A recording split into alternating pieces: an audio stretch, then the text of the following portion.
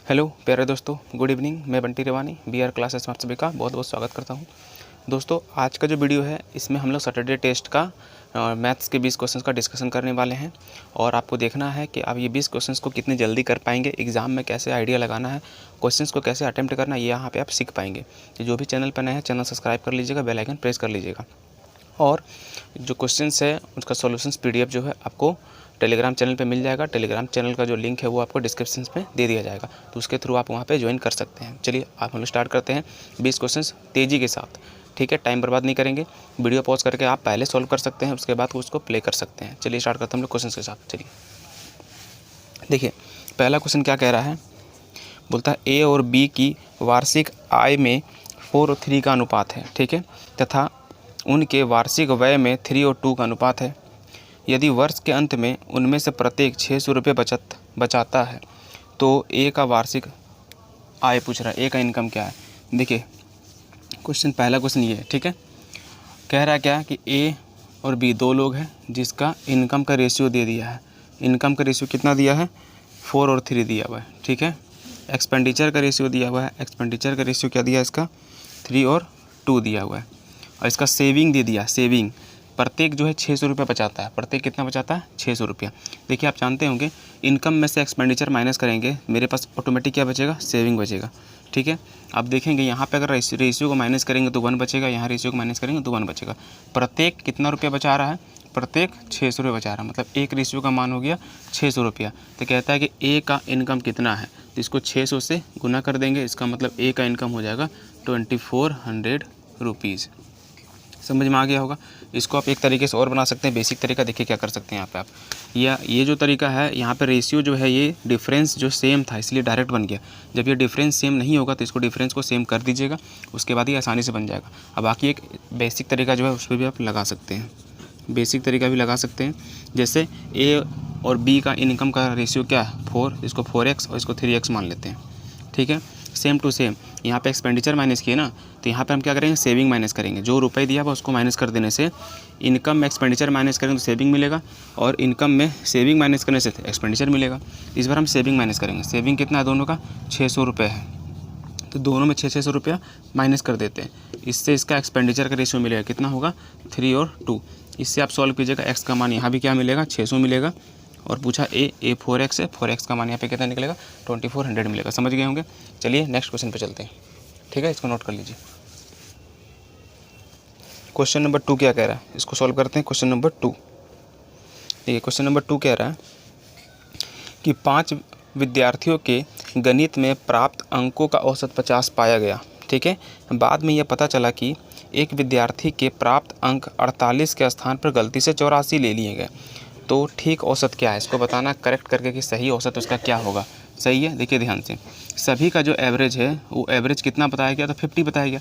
लेकिन ये एवरेज कब 50 हो गया कि एक लड़का का जो मार्क्स है 48 था, इसको ये कितना काउंट कर लिया गया, 84, तो ज़्यादा ना काउंट कर लिया।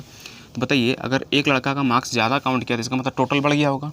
टोटल बढ़ जाने से एवरेज बढ़ जाएगा। कैसे, ध्यान से देखिएगा, अगर नंबर को एवरेज से मल्टीप्लाई करेंगे तो इससे हमको टोटल मिलता है। क्या मिलता है, टोटल। ध्यान सुनिएगा, अगर मेरा टोटल बढ़ेगा तो एवरेज बढ़ेगा, सिंपल सी बात है।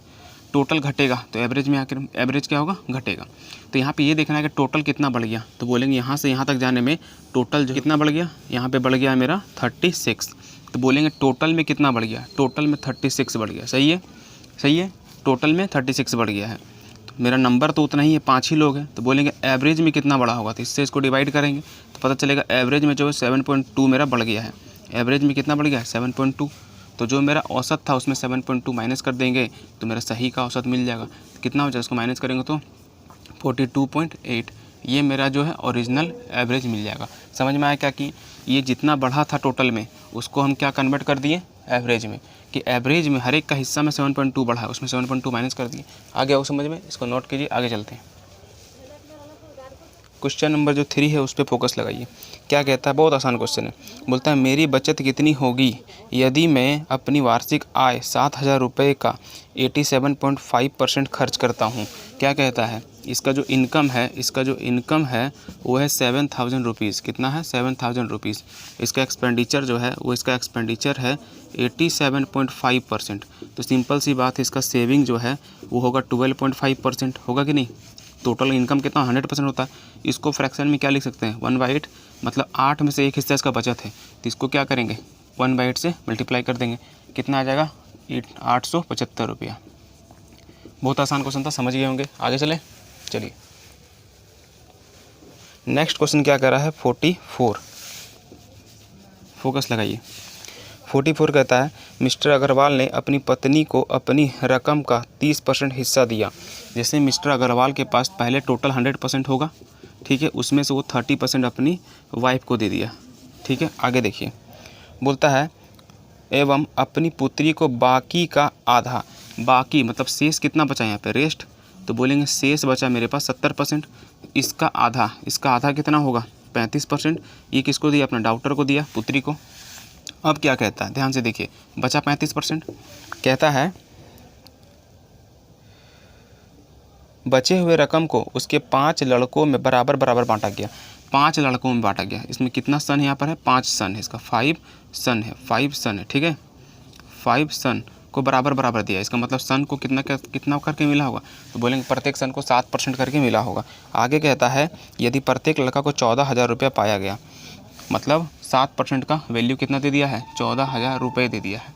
तो कहता क्या है, कहता है उसके पास कुल कितनी रकम थी, उसके पास पहले कितना रकम था, तो उसके पास 100% था। ये कितना गुना है, बोलेंगे 2000 गुना है। इसको 2000 से गुना कर देंगे तो कितना आंसर हो जाएगा, 2000 में 3 2 0 और, मतलब 2 लाख रुपया हो जाएगा। समझ में आ गया होगा, आसान क्वेश्चन था। आगे चलते हैं नेक्स्ट क्वेश्चन पे, है ना। देखिए क्वेश्चन नंबर 45, ये ट्रेन का क्वेश्चन है, बहुत आसान क्वेश्चन, ध्यान से देखिए। कहता है एक 270 मीटर लंबी ट्रेन जो कि 360 मीटर प्रति सेकंड की चाल से दौड़ रही है, ठीक है, को अपने बराबर लंबाई वाले प्लेटफॉर्म को पार करने में कितना समय लेगा। देखिए ट्रेन किसी भी ऑब्जेक्ट को पार करेगा, अगर उसका लंबाई है तो दोनों का लंबाई ऐड हो जाएगा, चाहे वो कोई भी डायरेक्शन में हो। तो यहाँ पर ट्रेन जो है अपने बराबर लंबाई के एक प्लेटफॉर्म को पार कर रहा है। ट्रेन का लंबाई है 270, अब प्लेटफॉर्म का लंबाई कितना हो 270, इसका मतलब ट्रेन टोटल डिस्टेंस जो है, डिस्टेंस कितना कवर करेगा, टोटल डिस्टेंस कितना कवर करेगा, तो बोलेंगे 540 मीटर कवर करेगा, सही है। और ट्रेन का स्पीड कितना दिया हुआ है, स्पीड जो है वो दिया हुआ है 360 मीटर पर सेकंड। तो हमसे पूछता है कि टाइम कितना लगेगा, तो डिवाइड कर दीजिए ना, एकदम आसान क्वेश्चन है। क्या कितना लगेगा, 1.5 सेकंड लगेगा। समझ में आ गया होगा, क्लियर है, इसको नोट कर लीजिए। आगे बढ़ते हैं, नेक्स्ट क्वेश्चन पे चलते हैं। क्वेश्चन नंबर 46, बहुत आसान क्वेश्चन है। देखिए क्या कह रहा है, एक विद्यालय में लड़के और लड़कियों की संख्या का अनुपात 2:3 है, ठीक है, बॉयज़ है और गर्ल्स है, इसका रेशियो क्या है 2 और 3 है। आगे देखिए, कहता है यदि लड़कों की संख्या 20% बढ़ा दी जाए और लड़कियों की संख्या 10% बढ़ा दी जाए, लड़का कितना बढ़ जाएगा, लड़का बढ़ जाएगा 20% बढ़ जाएगा, कितना बढ़ जाएगा 20%, और लड़की जो है वो कितना बढ़ जाएगी, तो 10% बढ़ जाएगी, सही है। कहता है तो लड़कों और लड़कियों के बीच का नया अनुपात बताइए। ध्यान से देखिए, इसको चेंज करना है और इसको फिर रेशियो में चेंज कर देना है कि नहीं। इसको हम क्या करते हैं 20 मान लेते हैं, इसको 30 मान लेते हैं, ताकि हमें परसेंटेज निकालने में आसानी होगा। 20% इसका कितना होगा 4, तो कितना हो जाएगा 24, सही है। इसका 10% होगा 3, तो ये बढ़ के कितना हो जाएगा 33। इसको रेशियो में चेंज कर दीजिए, ये हो जाएगा 8, ये हो जाएगा 11। समझ में आ गया होगा, आसान क्वेश्चन है। चलिए आगे चलते हैं नेक्स्ट क्वेश्चन पे, है ना, नोट कीजिए इसको। देखिए इसके बाद जो क्वेश्चन है 47 है ना, ये क्वेश्चन बहुत तरीके से बनाया जा सकता है, लेकिन आपको बेस्ट तरीका बताते हैं जिसमें आपका टाइम सेव होगा। देखिए ध्यान से, बोलता चीनी के भाव में 20% कमी हो गई, ठीक है, चीनी के भाव में 20% कमी हो गई। अब एक व्यक्ति 36 रुपये में 500 ग्राम चीनी अधिक खरीद सकता है, ठीक है। चीनी की प्रति किलोग्राम प्रारंभिक कीमत बताइए। इसमें 2 तरह से क्वेश्चन पूछता है, एक प्रारंभिक कीमत, एक बाद वाला कीमत। आपसे क्या पूछा है, प्रारंभिक कीमत क्या है। देखिए करना क्या है, ध्यान सुनिएगा। यहाँ पे ये सवाल पे फोकस करना है कि वो 36 रुपये पहले भी खर्च करता था और 36 रुपये बाद में ही खर्चा कर रहा है।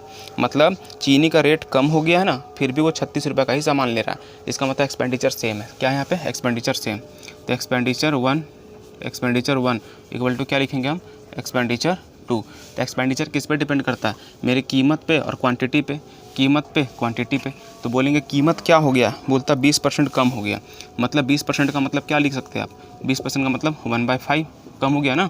इसका मतलब पहले अगर 5 रुपये लेता था तो अब ये कितना ले रहा है, 4 रुपये ले रहा है। बात समझ में आया। आगे देखिए, कहता क्या है, पहले से 500 ग्राम ज़्यादा चीनी मिल रहा है अभी। अगर पहले हमको मिलता होगा x तो अब हमको कितना मिलता है 500 ग्राम ज़्यादा, मतलब कितना मिलता है हमको आधा kg ज़्यादा मिलता है, मतलब x + 1/2 ऐसे लिख सकते हैं। समझ में आ रहा बात? पहले मिलता था x, अब इतना मिलेगा, है ना। इसको सॉल्व करेंगे x का मान निकल जाएगा। आइए देखते क्या निकलता है। आइए ध्यान से, ये हो गया 5x, ये हो गया 4x, इंटू होगा तो हो जाएगा +2, ये इधर आएगा x = 2, मतलब x का मान कितना निकला 2। x क्या है यहाँ पे, x है यहाँ पे क्वांटिटी, मतलब 2 kg हम पहले खरीदते थे और बाद में कितना खरीदेंगे 2.5 kg। हमसे पूछा प्रारंभिक कीमत, चूँकि हम खरीद रहे हैं 36 रुपये ही लगा करके और 2 kg मिल रहा था, 1 kg का दाम कितना होगा, तो बोलेंगे 18 रुपया पर kg। समझ में आ गया? ये हो गया प्रारंभिक कीमत। अगर पूछेगा बाद का कीमत तो 2.5 से डिवाइड करेंगे। समझ में आ रहा बात? नोट कर लीजिए इसको, आगे बढ़ते हैं। देखिए इसके बाद जो क्वेश्चन है,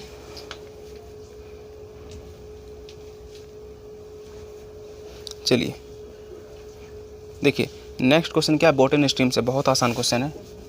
ये सेट काफ़ी आसान था। देखिए एक नाव धारा के साथ 1 घंटे में 20 किलोमीटर जाती है, मतलब डाउन स्ट्रीम में 20 किलोमीटर 1 घंटा में, 1 घंटा में चला गया दूरी को ही स्पीड कहते हैं। तो इसका स्पीड कितना हो गया 20। ठीक है, आगे देखिए, कहता है उतनी ही दूरी धारा के विपरीत में 2 घंटा लेता है, मतलब अप स्ट्रीम में वही 20 किलोमीटर को 2 घंटा लेता है, तो 1 घंटा में कितना जाएगा 10 किलोमीटर। सही है, स्पीड निकल गया दोनों का।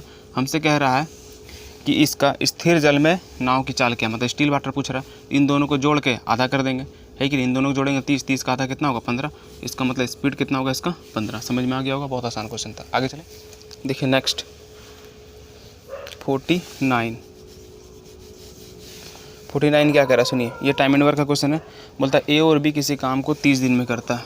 ए + बी किसी काम को कितना दिन में कर रहा है 30 दिन में। आगे देखिए, बोलता है बी और सी 24 दिन में करता है। बी और सी इसको 24 दिन में करता है। और आगे देखते हैं, सी और ए इसको 20 दिन में करता है। सी और ए इसको 20 दिन में करता है। ठीक है, कहता है यदि वे सभी मिलकर 10 दिन काम करें और बी और सी उसके बाद काम को छोड़ दें तो शेष काम को पूरा करने में एक और कितना दिन लगेगा। चलिए आइए देखते हैं, पहले वर्क निकालते हैं यहाँ से। इसका एलसीएम कितना होगा, इसका एलसीएम होगा 120। सही है, 30 का टेबल में 4 बार में, 5 बार में और यहाँ पे 6 बार में। ध्यान से देखिएगा, ये जो वर्क है वो 120 आया, लेकिन ये जो स्ट्रेंथ है ये क्या है, स्ट्रेंथ है ना, स्ट्रेंथ। ये स्ट्रेंथ ओनली ए का नहीं है, ये दोनों का स्ट्रेंथ है, ये भी दोनों का स्ट्रेंथ है, ये दोनों का स्ट्रेंथ है। हमको पहले क्या करना होगा, ABC निकालना पड़ेगा। तो क्या करेंगे, इसको जोड़ेंगे और आधा कर देंगे। सही है, इसको जोड़ेंगे तो कितना होगा 9 6 15, इसका मतलब 15 को अगर आधा करेंगे तो ये स्ट्रेंथ क्या मिलेगा 7.5। ये किसका स्ट्रेंथ निकलेगा, ये मिलेगा A, B और C का स्ट्रेंथ निकलेगा। समझ में आ गया। चलिए अब आगे देखिए क्या कहता है। बोलता है तीनों मिलकर 10 दिन काम करता है, मतलब A, B और C ये कितना दिन काम किया, 10 दिन काम किया। एक दिन में कितना काम करेगा, तो 7.5 काम करेगा। तो 10 दिन में 75 काम इन लोग कर लिया। बचा कितना काम, तो बोलेंगे 45 काम बच गया मेरे पास, बच गया 45 काम। अब क्या हुआ, B और C काम को छोड़ दिया है, तो करेगा कौन, A करेगा। तो A का हमको क्षमता निकालना पड़ेगा तभी बनेगा। तो ध्यान से देखिए, तीनों का जो स्ट्रेंथ है वो है 7.5। ठीक है, उसमें से B और C का स्ट्रेंथ कितना है, तो B और C का स्ट्रेंथ है 5। 7.5 में B और C का स्ट्रेंथ है 5, तो A का स्ट्रेंथ कितना होगा, तो बोलेंगे 2.5। इसको किससे डिवाइड कर देंगे, 2.5 से डिवाइड कर देंगे, आंसर मेरा सामने होगा, है कि नहीं। देखते हैं क्या आता है ये। इसको अगर डेसिमल हटाएंगे तो इधर कितना आ जाएगा 10। 5 से काटेंगे 5 बार, 5 से काटेंगे 2 बार, फिर 5 से काटेंगे इसको 9 बार। इसका मतलब रेस्ट वर्क को A 18 डेज़ में कंप्लीट करेगा। समझ में आ गया होगा, इसको देख लीजिए। आगे चलते हैं हम लोग। देखिए इसके बाद का क्वेश्चन क्या कह रहा है, मेंसुरेशन का क्वेश्चन है, बहुत आसान क्वेश्चन। देखिए अच्छा से कहता है, क्वेश्चन नंबर 50 क्या कह रहा है, कह रहा है कि 6 सेंटीमीटर व्यास की एक धातु की एक ठोस गोलाकार गेंद को पिघलाकर एक शंकु के रूप में, जिसके आधार का व्यास 12 सेंटीमीटर है, ढाला जाता है, तो शंकु की ऊंचाई कहता है। दोनों का वॉल्यूम सेम हो जाएगा, क्योंकि दोनों का वॉल्यूम सेम होगा, क्योंकि इसको गला करके बनाया जा रहा है। सही है, तो यहाँ पर पहले गोला का वॉल्यूम लिखना होगा। पहले देखिए गोला का क्या दिया हुआ है, व्यास दिया है 6, तो इसका मतलब इसका रेडियस कितना होगा 3। सही है, इसका गोला जो है, गोला इसका जो वॉल्यूम होगा वो क्या होता है 4/3 πr³ होता है ना। सही है, इधर में क्या लिखा हुआ है, शंकु। शंकु का वॉल्यूम क्या होगा, इसका होता है 1/3 πr² h होता है ना। चलिए अब इसको हम दोनों को बराबर रख दें, क्योंकि इससे इसमें कन्वर्ट किया जा रहा है। आइए देखते हैं, शंकु का आधार का जो व्यास यहाँ कितना दिया है, यहाँ पे जो उसका व्यास दिया हुआ है 12, डी का मान कितना दिया है 12, इसका मतलब आर का मान कितना होगा, आर का मान होगा 6। पुट कर दीजिए, आंसर आ जाएगा। आइए देखते हैं क्या आता है। चलिए देखिए, पाई से पाई कट गया, सही है, 3 से 3 कट गया, सही है। यहाँ पे क्या लिखेंगे 4 इंटू आर कितना है यहाँ पे 3, 3 का क्यूब कितना होगा 27। यहाँ पे कितना आर का मान कितना 6, तो कितना हो जाएगा 36 इंटू एच। सॉल्व कीजिए इसको, 9 का टेबल में 3 बार में, 9 का टेबल में 4 बार में, 4 से 4 कट गया, एच का मान कितना दिख रहा है 3, इसका मतलब 3 सेंटीमीटर क्या होगा, इसका आंसर होगा। क्लियर है, समझ में आ गया होगा। आगे चले, देखिए नेक्स्ट क्वेश्चन क्या कह रहा है।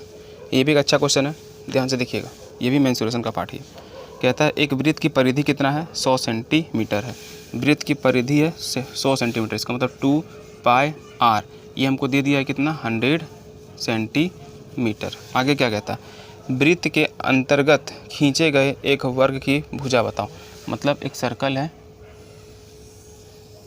इसके अंदर में एक वर्ग खींचा गया है, क्या खींचा गया, एक वर्ग खींचा गया, ऐसे खींचा गया, मान लीजिए एक वर्ग है, तो वर्ग का भुजा पूछ रहा हमसे, ये ए का मान पूछ रहा है, समझ गए। तो हमको पता है इसके डायगोनल को मिलाएंगे ऐसे, इसका जो डायगोनल है ये सर्कल का रेडियस का डबल होगा ना, सही है, इसके बीचों बीच हो जाएगा, सही है। तो यहाँ पे हम क्या करेंगे, पहले आर निकालना होगा, आर निकालेंगे, 2r का मान जो है इसके जो मेरा वर्ग है उसके विकर्ण के बराबर हो जाएगा, उसमें फिर पुट कर देंगे, आ जाएगा आंसर। आइए देखते क्या करेंगे, पहले आर निकालते हैं। आर कितना होगा मेरा, 2 से ही कट जाएगा कितना बार में 50 बार में, और आर बराबर क्या लिखेंगे हम 50/पाई सेंटीमीटर। आर निकल गया, तो बोलेंगे 2r कितना होगा, तो 2 जो r है ये कितना होगा, 2r जो है वो किसके बराबर होगा मेरा, 2r जो है वर्ग के विकर्ण के बराबर होगा। तो इसका विकर्ण क्या होता है √2a, ऐसे होता है, ये बराबर होगा कि नहीं। आइए हम पुट कर देते हैं यहाँ पे, तो बोलेंगे 2r का मान कितना है, तो बोलेंगे 50/पाई, सही है। इधर में a है, ये √2 को नीचे भेज देंगे, तो इसका मतलब a का मान क्या निकल गया, ये। इसको सॉल्व कीजिए, आंसर आ जाएगा सामने। इस चीज़ को काटेंगे तो कितना बार में कटेगा, ये √2 बार में, तो मेरा आंसर क्या होगा 50√2/पाई, ये हो जाएगा a का मान। समझ में आ गया होगा, आसान क्वेश्चन था। चलिए आगे नेक्स्ट क्वेश्चन पे। बात का जो सवाल है उस पर फोकस लगाइए, ये भी एक अच्छा सवाल है, थोड़ा कैलकुलेटिव लग रहा होगा लेकिन है नहीं। 52, ध्यान से देखिए, ये लिखा कि आप फ्रैक्शन में क्या आएगा इसका आंसर, है ना, शॉर्ट फॉर्म क्या होगा। देखिए सॉल्व करने का तरीका क्या है, ये डिवाइड कर रहा है ना, इसको क्या लिखेंगे हम, इसको लिखेंगे 1/3 लिखेंगे, ठीक। और ऊपर में क्या है 5, यहाँ डिवाइड क्या है 1, ये ऊपर जाकर इंटू हो जाएगा, तो यहाँ पे क्या आ जाएगा 15 हो जाएगा। इसको क्या लिखेंगे 1 डिवाइड, ऐसे लिखेंगे 15/1, है ना। ये डिवाइड है, इसको हम क्या लिखेंगे इंटू में चेंज करेंगे तो 1/15। इसका मतलब फाइनली क्या मिलेगा, इतना दूर तक का वैल्यू जो है क्या मिलेगा हमको, इसका वैल्यू मिलेगा 1/15, सही है। फिर यहाँ पे क्या मिलेगा 1/15, इसको फिर उल्टा करेंगे तो यहाँ पे क्या चल जाएगा, यहाँ चल जाएगा 15, है ना, यहाँ क्या चल जाएगा 15। इसका जो वैल्यू है, इसका वैल्यू क्या मिलेगा हमको, इसका वैल्यू मिलेगा 1/15, ठीक है। फिर सॉल्व करेंगे आगे हम, इसको ऐसे लिखेंगे हम 1 डिवाइड 4/1/15 ऐसे लिखेंगे। ये ऊपर जाके इंटू होगा तो ये फाइनली क्या लिखेंगे, इसको ध्यान से देखिए, इसको लिखेंगे 1 डिवाइड 60/1। फिर इसको सॉल्व करेंगे तो क्या होगा, ये 1 इंटू 1/60 होगा ना। इसका मतलब यहाँ तक का वैल्यू क्या मिलेगा मेरा, यहाँ तक का वैल्यू है, यहाँ तक का वैल्यू वो मिलेगा 1/60। फिर 60 ऊपर जाएगा, फिर 60 ऊपर जाएगा, है कि नहीं। तो क्या हो जाएगा 300/1। इसको फिर चेंज करेंगे तो क्या लिखेंगे 240 इंटू 1/300। इसको सॉल्व करेंगे तो क्या आएगा 4/5। समझ में आया, बहुत आसान तरीका था इसका सॉल्व करने का। इसको थोड़ा देखना था आपको कैसे सॉल्व करना है, इसको उल्टा करना था। और इसका शॉर्टकट क्या है, देखिए सब डिवाइड है, इसका मतलब सब उल्टा होगा, सब डिवाइड है ना, यहाँ से लेके सब डिवाइड है। तो इसको पहले सॉल्व कीजिए, ये डिवाइड को छोड़ के ये, इसका मतलब ये भी उल्टा होगा, ये भी उल्टा होगा, ये भी उल्टा है, इसका मतलब सब ऊपर चल जाएगा। इसको अगर शॉर्टकट में सॉल्व करना है, अगर आप इसको प्रैक्टिस कर लिए तो आपको दिख जाएगा, ये ऐसे दिखेगा 240 डिवाइड, सारा कुछ ऊपर चल जाएगा 5 4 5 3, नीचे 1। फिर इसको उल्टा करेंगे, फिर से क्या मिलेगा 240/300। इसको क्या लिखेगा 4/5। समझ गए, ऐसे कर सकते थे। चलिए आगे चलिए हम लोग, आसान क्वेश्चन था ये। नेक्स्ट क्वेश्चन देखते हैं।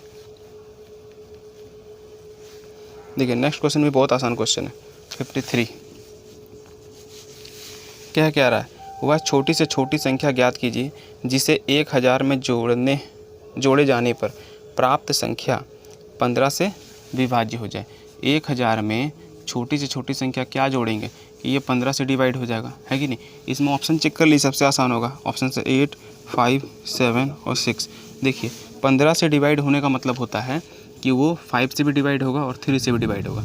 एक ऐसा नंबर यहाँ रखेंगे जो दोनों से डिवाइड होना चाहिए, ठीक है। 5 से डिवाइड होगा, इसका मतलब इकाई अंक में 0 या 5 आना चाहिए। 8 जोड़ेंगे तो ये हो जाएगा 1008, तो 5 से डिवाइड होगा नहीं। 7 जोड़ेंगे तो 1007, 5 से डिवाइड होगा नहीं। 6 जोड़ेंगे 1006, 5 से डिवाइड होगा नहीं। यही एक नंबर है जो मेरा दोनों से डिवाइड होगा। आसान क्वेश्चन था, समझ गए होंगे। आगे चलिए 54 क्या कह रहा है। 54 कहता है 10% चक्रवृद्धि ब्याज 10% के चक्रवृद्धि वार्षिक ब्याज के लिए 16,600 रुपये के 2 साल के बाद कुल धनराशि ज्ञात करें। 10% रेट है मेरे पास, रेट है कितना 10%। इसको क्या लिखेंगे हम 1/10 लिखेंगे, सही है। अगर बोलेंगे प्रिंसिपल और अमाउंट तो पहला साल होगा 10, तो ये कितना होगा 11, फिर होगा 10, ये होगा 11। तो 2 साल में अगर हम प्रिंसिपल बोलेंगे तो ये हो जाएगा 100, ये हो जाएगा 121। इसका मान क्वेश्चन में दे दिया, कितना दिया 16,600 रुपया, और इसका मान हमसे पूछ रहा है। कैलकुलेट कर लीजिएगा, आइए कैलकुलेट कर देते हैं। देखिए यहाँ से 2 0 काटेंगे, कट गया, ये 166 जाएगा उधर इंटू हो जाएगा, क्योंकि एक रेशियो का मान क्या निकला इतना। तो इसको जाके यहाँ इंटू कर देते हैं, कितना हो जाएगा 166। इसको इंटू कीजिएगा तो कितना आ जाएगा ऑप्शन में आपका, ये 20,086 आ जाएगा। 20,000 कितना आ जाएगा 86। सॉल्व कर लीजिएगा इसको, सही है। चलिए नेक्स्ट क्वेश्चन पे आगे चले, आसान क्वेश्चन था। बाद जो क्वेश्चन है उसको देखिए, ये भी बहुत साधारण क्वेश्चन है, बहुत आसान क्वेश्चन था। देखिए कहता है एलसीएम और एचसीएफ में, कहता है 2 संख्याओं का एलसीएम और एचसीएफ दे दिया है। एलसीएम कितना दिया है 171 और एचसीएफ कितना दिया हुआ है 9 दिया हुआ है, ठीक है। अगर पहली संख्या 9 है, यहाँ पर पहली संख्या को ए मान लेते हैं, पहली संख्या 9 है, तो कहता है दूसरी संख्या बताओ, मतलब बी। आप पढ़े होंगे एलसीएम को एचसीएफ से गुना करने से वो पहली संख्या और दूसरी संख्या के मल्टीप्लाई के बराबर हो जाता है कि नहीं। इसका मतलब यहाँ भी इसको मल्टीप्लाई करेंगे तो ये क्या हो जाएगा, इसके बराबर हो जाएगा। दूसरी संख्या पूछ रहा है, इसका मतलब दूसरी संख्या कितना होगा, दूसरी संख्या होगा आपका 171। समझ में आ रहा है, आसान क्वेश्चन था। आगे चलते हैं नेक्स्ट क्वेश्चन पे। जो क्वेश्चन है उसको देखिए, इसको सरल करना है, इसको सॉल्व कर लेंगे। 56 नंबर, ये क्या इसका इक्वल टू क्या होगा। तो आसान क्वेश्चन है, सॉल्व कीजिए। पहले इसको सॉल्व करेंगे, ये ब्रैकेट को, है कि नहीं। इसको रूट से निकालेंगे, कितना होगा, ये होगा 18। 18 को 2 से डिवाइड करेंगे, कितना होगा 9। 9 का स्क्वायर कितना होगा 81। 81 गुना 4 कितना होगा 324, सही है। 324 से किसको डिवाइड करेंगे, इसको डिवाइड करेंगे 324 से, है कि नहीं। 324 से इसको डिवाइड करेंगे, 18 और 18 कितना होगा 324, ख़त्म। इसका मतलब 38 गुना 38 कितना होगा 1444। समझ में आ गया होगा, आसान क्वेश्चन है कि नहीं। चलिए आगे चलते हैं नेक्स्ट क्वेश्चन पे। देखिए इसके बाद जो क्वेश्चन है उस पर देखिए होगा 57। देखिए 57 भी बहुत आसान क्वेश्चन है। शॉर्ट मेथड देखिए, इसका शॉर्ट मेथड क्या है, बोलता है एक पाइप से एक टंकी को 8 घंटे में भरा जा सकता है। मतलब भरने वाला पाइप कितना समय लेता है 8 घंटा लेता है, ठीक है। बोलता है निचले भाग में रिसाव होने के कारण उसे भरने में 12 घंटे लग जाते हैं। मतलब रिसाव हो रहा, दोनों काम हो रहा है, यहाँ पर पानी भर भी रहा है और पानी खाली भी हो रहा है, ठीक है। एक तो नल चल रहा है और नीचे से रिसाव हो रहा है, यहाँ पर दोनों काम हो रहा है, दोनों काम हो रहा है, फिर भी इसको भरने में कितना टाइम लग रहा है, तो 12 घंटा लग रहा है। तो कहता है कि टंकी को पूरा भर जाने पर रिसाव के कारण उसे खाली होने में कितना समय लगेगा। मतलब खाली करना है, खाली करने में कितना समय लगेगा। देखिए मेरे पास जब भी 2 डाटा है इसको मल्टीप्लाई कर दीजिए, शॉर्ट फॉर्म यही है। और यहाँ पे साइन को देखिए, यहाँ प्लस है यहाँ माइनस है, प्लस माइनस क्या होगा माइनस, तो इन दोनों को माइनस कर दीजिए। नीचे क्या लिखेंगे 4, इसका मतलब आंसर कितना होगा, तो बोलेंगे 24 आवर होगा। बाकी आप एलसीएम मेथड से भी इसको सॉल्व कर सकते हैं। शॉर्ट तरीका ये है, यहाँ पर प्लस, अगर यहाँ प्लस रहता दोनों तो प्लस प्लस जोड़ के डिवाइड करते हैं, यहाँ प्लस यहाँ पर माइनस है, प्लस माइनस माइनस, इसको माइनस करके डिवाइड करेंगे। आगे चलें नेक्स्ट क्वेश्चन पे, आइए देखते हैं। ये बात का जो नेक्स्ट क्वेश्चन है क्या कह रहा है 58। ये कहता है 8, 5, 7, 9, 11, 6 और 10 का माध्य निकालना, मतलब एवरेज निकालना है। इसको जोड़ दीजिए और जितनी संख्या उसे डिवाइड कर दीजिए। इसको जोड़ेंगे तो कितना आएगा 56, 7 संख्या है, इसका मतलब आंसर कितना आएगा 8। समझ गए होंगे क्या करना है, आगे चलते हैं। आइए नेक्स्ट क्वेश्चन है 59। 59 क्या कह रहा है, देखिए एक मशीन 1500 रुपये में ख़रीदी गई। कितना में ख़रीदा गया ये 1500 रुपये में। आगे देखते हैं, कहता है उसे ठीक करवाने में 100 रुपये खर्च हुआ। इसका मतलब 100 रुपये हम इस पर और इन्वेस्ट किए। जब तक आप इस पर पैसा खर्च करते जाएंगे तब तक वो सीपी में ऐड होते रहेगा। इसका मतलब टोटल सीपी का बात करेंगे, टोटल सीपी का बात करेंगे तो आप कितना रुपये खर्च कर दिए, इसको 1600 रुपये खर्च कर दिए। आगे क्वेश्चन क्या कहता है, आगे क्वेश्चन कहता है कि कितने मूल्य पर बेचा जाए कि 25% का लाभ प्राप्त हो। तो 25% इस पर ज़्यादा ले लेंगे और क्या करना है, ये मेरा सीपी है, 25% लाभ हमको लेना है। 25% क्या करना है, लाभ लेना है। तो 25% इस पर जोड़ देंगे। इस पर क्या करना है, 25% का हमको प्रॉफिट लेना है, इस पर 25% ऐड कर देंगे। 25% का मतलब होता है 1/4। इसको 4 से डिवाइड करेंगे 400, इसका मतलब यहाँ कितना आ जाएगा 2000 रुपया। इसका मतलब 2000 रुपये में इसको बेचेंगे। समझ में आ गया होगा, आसान क्वेश्चन था। चलिए आगे इसको देखिए, आज हम लोग वीडियो इसको कंप्लीट कर लेंगे। आसान क्वेश्चन है, ये भी बहुत बढ़िया क्वेश्चन है ये इंपॉर्टेंट भी है, ये आएगा आपका वीडियो, ये क्वेश्चन आपके एग्ज़ाम में आएगा, ध्यान से देखिएगा। कहता है एक वस्तु 800 रुपये में ख़रीदी गई, मतलब इसका सीपी कितना दिया हुआ है 800 रुपीज़ दिया हुआ है। आगे देखते हैं, जिस पर 10% छूट दी गई है, डिस्काउंट कितना दिया है, डिस्काउंट 10% है। आगे देखते हैं, कहता है 12.5% लाभ कमाया जाता है। छूट दिया फिर भी इसको प्रॉफिट हो रहा है कितना का, 12.5% का हो रहा है। सही है। तो कहता है वस्तु का अंकित मूल्य कितना होगा, एमपी जो है ये कितना होगा ये बताना है। सही है। आप पढ़े होंगे बहुत अच्छी तरीके से कि जब भी मेरे पास डिस्काउंट के साथ प्रॉफिट या लॉस देता है तो हम एमपी और सीपी का रेशियो डायरेक्ट निकाल सकते हैं। कैसे निकालते हैं, तो प्रॉफिट होता है सीपी के साथ में, उसको इधर ले आएंगे ऐड कर देंगे। प्रॉफिट का मतलब प्लस होता है, तो ये इधर आकर ऐड हो जाएगा, तो ये हो जाएगा 112%। दोनों 100% लेंगे, है ना। आगे देखिए, डिस्काउंट होता है एमपी के साथ, डिस्काउंट का मतलब माइनस, इसको ला के इधर माइनस कर देंगे तो ये कितना हो जाएगा 90%। सही है। इसका डेसिमल हटाएंगे तो इधर कितना आ जाएगा 10। अब इसको सॉल्व करते हैं। देखिए 25 से काटेंगे तो 25 चौक 100, कितना हो गया 100। 25 से काटेंगे तो 25 चौक 100, 25 बचे 125 कट गया। 9 से काटेंगे इसको, 9 बचे 45। इसका मतलब रेशियो क्या मिला मेरे पास 5 और 4। इसका मान क्वेश्चन में सीपी देखिए, सीपी कितना दिया हुआ है 800। बोलेंगे 4 बराबर 800, तो बोलेंगे 5 बराबर कितना होगा, तो 1000 रुपया होगा। बहुत आसान क्वेश्चन है। और बाकी आप इसको और भी तरीके से कर सकते हैं डायरेक्ट, कि सीपी 800 रुपया है, हमको प्रॉफिट कितना मिला 12.5%। 12.5% का मतलब होता है 1/8।